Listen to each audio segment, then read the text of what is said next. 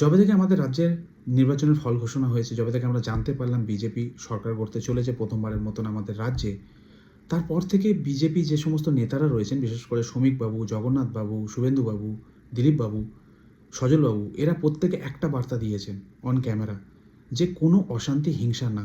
যারা আমাদের পতাকা নিয়ে আবির মেখে, আমাদের কালারের আবির মেখে কোথাও ভাঙচুর করবে, তাদেরকে অ্যারেস্ট করুন।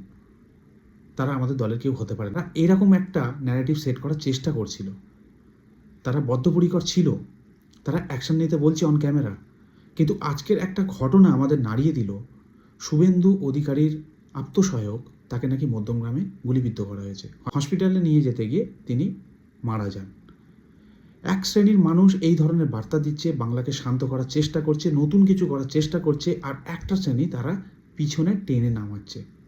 যেখানে একটা রাজনৈতিক দল প্রথমবারের মতন সরকার করতে এসে এই ধরনের বার্তা দিচ্ছে, শান্তিমূলক বার্তা দিচ্ছে, সেখানে এই ধরনের আচরণ আমরা দেখতে পাচ্ছি বাংলার মাটি থেকে। আমরা সত্যি কথা বলতে কেউই জানি না এই সরকার আসার পর কী হবে, কেমনভাবে তারা আমাদের রাজ্যটাকে চালাবে। আগের সরকারের মতন করবে নাকি নতুন কোনো মনোভাব নিয়ে তারা এগিয়ে যাবে। কিন্তু প্রথম ইমপ্রেশনে আমরা যা দেখলাম এনাদের নেতাদের থেকে, তা যথেষ্ট ইমপ্রেসিভ। তারপরে তাদের নেতাদের সঙ্গে, তাদের কর্মীদের সঙ্গে এই ধরনের ব্যবহার, ডিরেক্ট গুলি মধ্যমগ্রামের মতন জায়গায়, তাও আবার কাকে? শুভেন্দু অধিকারীর আত্মসহায়ককে। জাস্ট থিঙ্ক, এটা হচ্ছে পশ্চিমবঙ্গ।